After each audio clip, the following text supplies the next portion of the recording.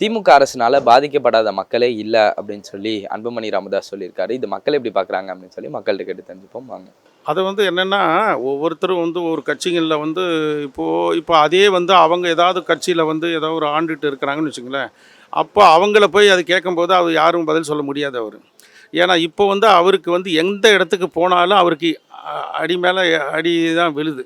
அதில் எந்த மாற்று கருத்து கிடையாது. அதனால் ஒரு அரசியலில் பழி சொல்கிறது, பழி குற்றம் சொல்கிறது அதெல்லாம் சகஜம். யாருனாலையும் சொல்லுவாங்க, யாருனாலையும் பண்ணிகிட்டு இருப்பாங்க. பட் அதெல்லாம் அது மக்களுடைய மனநிலையை பொறுத்து அது எடுத்துக்கிறதும் எடுக்காததும் மக்கள் தான் அது முடிவு பண்ணுவாங்க. இப்போ நீங்கள் எப்படி பார்க்குறீங்க? திமுகவனால மக்கள்லாம் பாதிக்கப்பட்டு இருக்காங்களா? இல்லை, திமுகவால் தான் மக்கள் இந்த மொழி, இந்த இனம், தமிழகம் பாதுகாப்பாக இருக்குது. என்ன சதவீதம் 100% நான் சொல்லுவேன். பட் அது நான் உறுப்பினர் கூட இல்லை. பட் ஆனால் 100% சொல்லுவேன். பட் ஆனால் அது அந்த மொழியை பாதுகாக்கிறதுன்றது ஒவ்வொரு ஸ்டேட்லேயும் இருக்குது. அந்த மொழி பாதுகாப்புன்றது இவங்களை தவிர வேறு யாருமே பண்ண முடியாது, வேறு யாருமே வர முடியாது. நான் சொன்னால் 100% சொல்லுவேன். திமுகவை தவிர மொழியை பாதுகாக்கிறதுக்கு, இனத்தை பாதுகாக்கிறது, அந்த மக்களை பாதுகாக்கிறதுக்கு வேறு யாருமே பண்ண முடியாது. மக்கள்லாம் பாதிக்கப்பட்ட மாதிரி தெரியல. இவங்க தான் ஒரு ப்ரொபகண்டா இந்த மாதிரி பண்ணிகிட்டு இருக்காங்க. இங்கே சட்டம் ஒழுங்கு சரியில்லை. என்ன சட்டம் ஒழுங்கு சரியில்லை? நாங்கள்லாம் சந்தோஷமாக தான் இருக்கிறோம். என்ன சட்டம் ஒழுங்கு சரி? தனி மனித ஒழுக்கம் இல்லாமல் ஒருத்தன் வெட்டிக்குவான். அதுக்காகலாம் போய் அரசாங்கம் எல்லாத்துக்கும் ஒரு போலீஸ் போட முடியுமா? இவன் பொண்டாட்டி அவன் வச்சுக்கிறான், அவன் பொண்டாட்டி இவன் வச்சுக்கிறான், அதுக்காக ஒரு கொலை நடக்குது.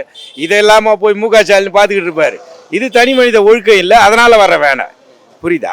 இதுக்கெல்லாம் போய் அரசாங்கம் சரியில்லைன்னா என்ன செய்ய முடியும்? பழிக்கு பழி வாங்குறேன்னு சொல்லி ரவுடிகள் மூலமாக ரவுடிகள் அவன் ஒருத்தன் வெட்டிக்கிறான், ஊற்றிக்கிறான். இதுக்கு என்ன செய்ய முடியும்? ஒவ்வொரு போலீஸாக போட முடியும். எல்லாருக்கும் இருக்கிற போலீஸ் ஸ்ட்ரென்த்து நல்லா தான் இருக்குது, நல்லா தான் பண்ணிக்கிட்டு இருக்காங்க.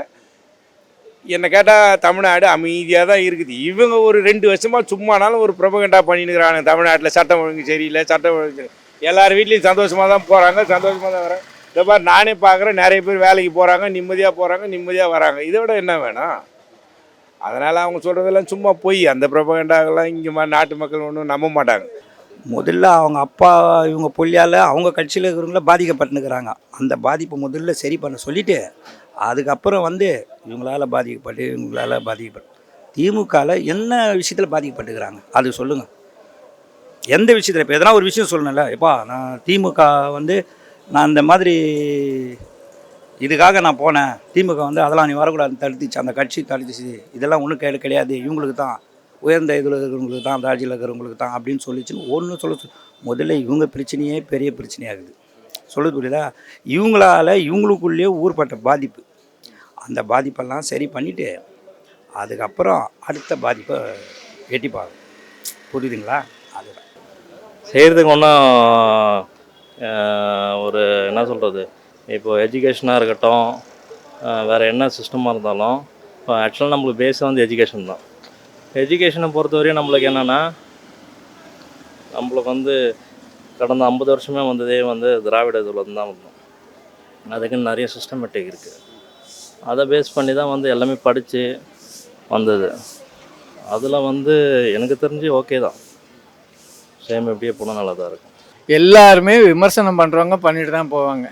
இப்போ நீங்கள் இருக்கிறீங்க, உங்களை 10 பேர் நல்லவங்கம்பாங்க, 4 பேர் உங்களை கெட்டவம்பாங்க.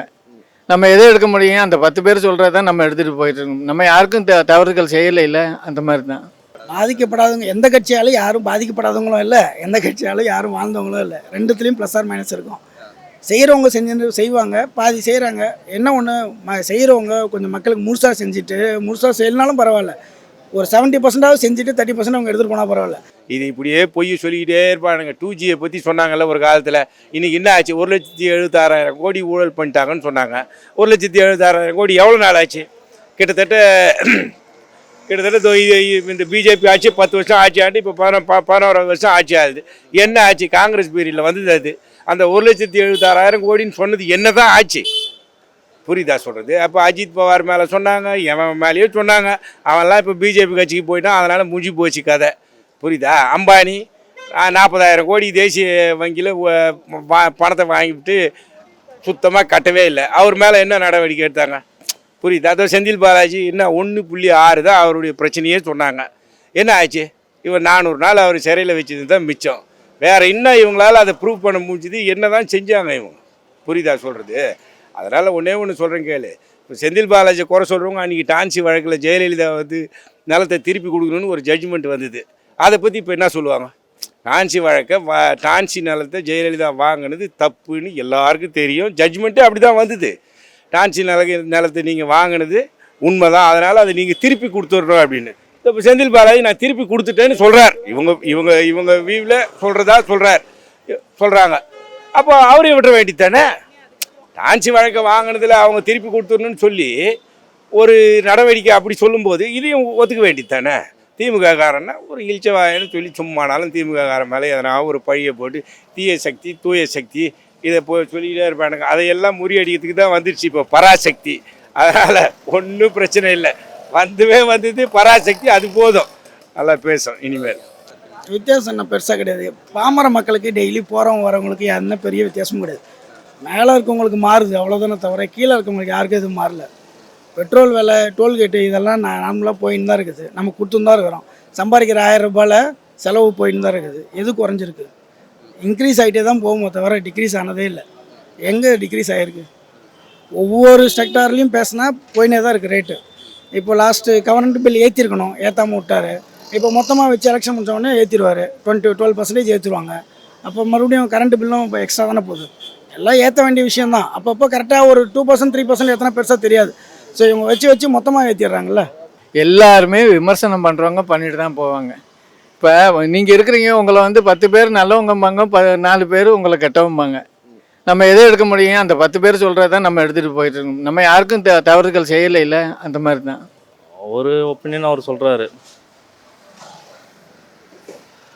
அவர்கிட்ட இன்னும் இது வரையும் யாரும் சிக்கலை, அவ்வளோதான். அது அவங்கவுங்க ஒப்பீனியனுங்க. அதை நம்ம என்ன எப்படி சொல்கிறது?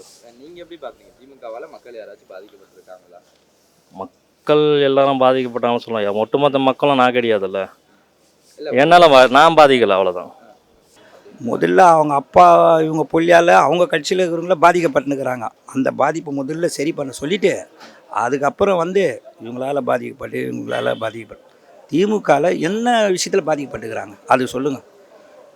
எந்த விஷயத்தில்? இப்போ எதனா ஒரு விஷயம் சொல்லணும்ல. எப்பா நான் திமுக வந்து நான் இந்த மாதிரி இதுக்காக நான் போனேன், திமுக வந்து அதெல்லாம் நீ வரக்கூடாதுன்னு தடுத்துச்சு, அந்த கட்சி தடுத்துச்சு, இதெல்லாம் ஒன்றும் கிடையாது, இவங்களுக்கு தான் உயர்ந்த இதில் இருக்கிறவங்களுக்கு தான், ராஜ்யில் இருக்கிறவங்களுக்கு தான் அப்படின்னு சொல்லிச்சுன்னு ஒன்று முதல்ல இவங்க பிரச்சனையே பெரிய பிரச்சனையாகுது.